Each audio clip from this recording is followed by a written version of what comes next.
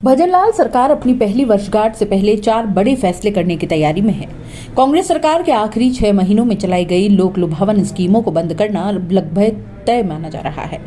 इस मामले में मंत्रियों की कमेटी भी जल्द रिपोर्ट देने वाली है। एएसआई भर्ती, गहलोत राज के जिलों और वन स्टेट वन इलेक्शन को लेकर भजनलाल सरकार जल्द ही फैसला करने की तैयारी में है। इसके लिए अलग अलग स्तरों पर काम चल रहा है। गहलोत राज के आखिरी 6 महीनों के कामकाज की समीक्षा का काम पूरा हो चुका है। रिव्यू के लिए बनी cabinet sub committee report final कर जल्द ही सीएम भजनलाल शर्मा को सौंपेगी।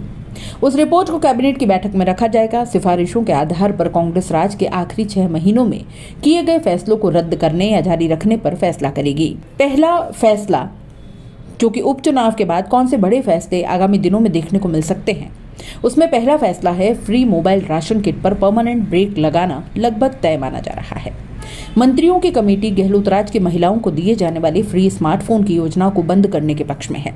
कमेटी अपनी रिपोर्ट में इस स्कीम को बंद करने की सिफारिश कर सकती है।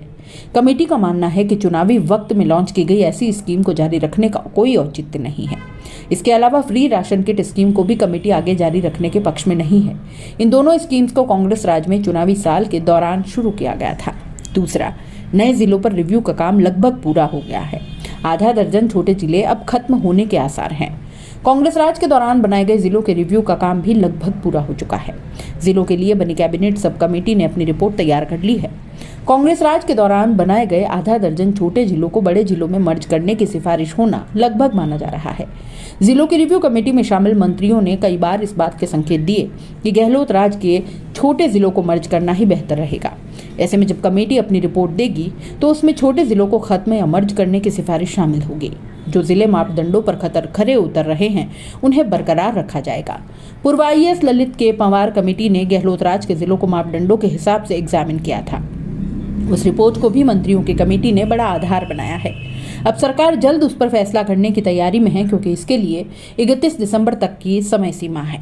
इसके बाद 1 जनवरी से जनगणना रजिस्ट्रार जनरल के आदेश के कारण प्रशासनिक सीमाएं फ्रीज हो जाएंगी। इसके कारण वार्ड तक की सीमा नहीं बदल पाएगी। सरकार इस समय सीमा से पहले नए जिलों पर फैसला करने की तैयारी में है। वहीं सलूम्बर जिले के बारे में भी कहा जा रहा है कि अगर उपचुनाव में बीजेपी को कहीं हार का सामना करना पड़ गया तो सलूम्बर जिले पर तलवार लटक सकती है। तीसरा फैसला, वन स्टेट वन इलेक्शन पर अब फैसला होना है। राजस्थान में वन स्टेट वन इलेक्शन को लेकर सरकार में अलग अलग स्तर पर तैयारियां चल रही है। जल्द ही इस पर फैसला लिया जा सकता है। जनवरी में 6,975 ग्राम पंचायतों और करीब 100 के आसपास शहरी निकायों का कार्यकाल पूरा हो रहा है। ऐसे में अगर वन स्टेट वन इलेक्शन के तहत एक साथ चुनाव कराने हैं तो जनवरी में जिन संस्थाओं के चुनाव बाकी हैं उन्हें आगे खिसकना होगा। उस स्थिति में 6,975 ग्राम पंचायत और 100 से ज्यादा शहरी निकायों में प्रशासक लगाने के लिए सरकार कानूनी जानकारों से विचार विमर्श कर रही है।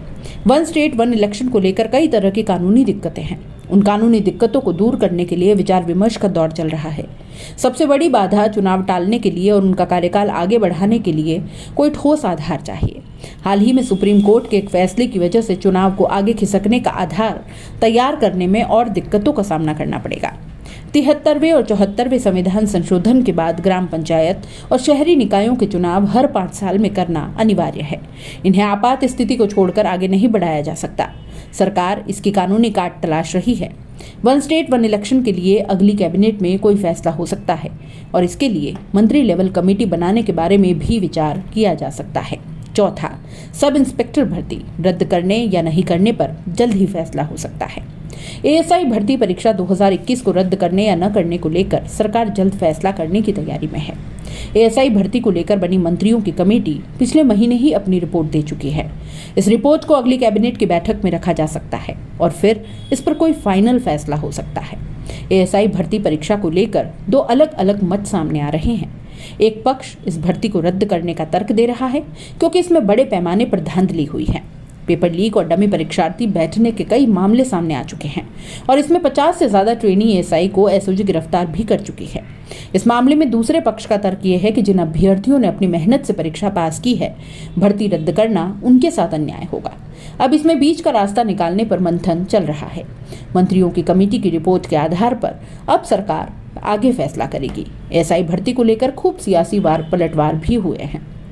एएसआई भर्ती रद्द करने की मांग को लेकर पानी की टंकी पर चढ़े युवाओं को नीचे उतारने के लिए मंत्री किरोड़ी लाल मीणा पहुंचे थे। उस दौरान उन्होंने मीडिया से कहा था कि दोनों युवकों की मांगों को लेकर सीएम भजन लाल शर्मा से मुलाकात करेंगे। इस भर्ती में 50 से ज्यादा ट्रेनी एएसआई गिरफ्तार हो चुके हैं। 1 अक्टूबर को 6 मंत्रियों की एक कैबिनेट समिति बनाई गई है। उपचुनाव के बाद मामले में कोई फैसला लिया जाएगा। इससे पहले भी एएसआई भर्ती परीक्षा को रद्द करने की सिफारिश खुद मंत्री किरोड़ी लाल मीणा कर चुके हैं। करीब 1 महीना पहले किरोड़ी ने कहा था, सब इंस्पेक्टर भर्ती परीक्षा मामले में 5 मंत्रियों की कमेटी बना दी।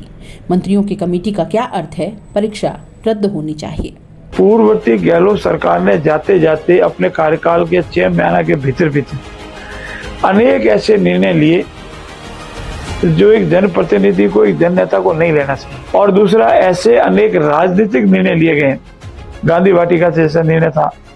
ऐसे अनेक निर्णय लिए जिनको राजनीतिक कलर दिया गया, सरकारी संपत्ति को गलत तरीके से हड़पने का प्रयास किया गया। छोटी छोटी मछलियां नहीं है, बड़े बड़े मगरमच्छ और व्हेल मछलियां हैं जब बाहर आएंगी।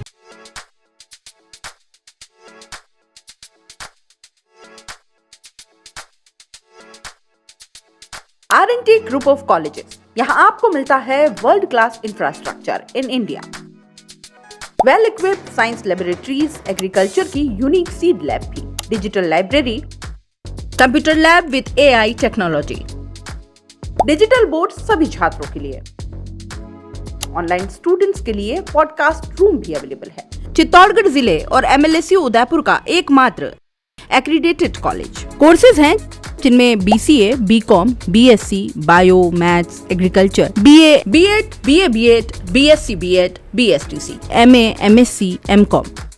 बड़े और खुले ग्राउंड स्पोर्ट्स के लिए, जहां होती है sports activities, training, personality development, student development activities, seminar और कॉन्फ्रेंस फैसिलिटी भी, NCC एक्टिविटीज, ताकि NCC कैडेट के रूप में आप भविष्य संवार सके, देश की सेवा कर सके।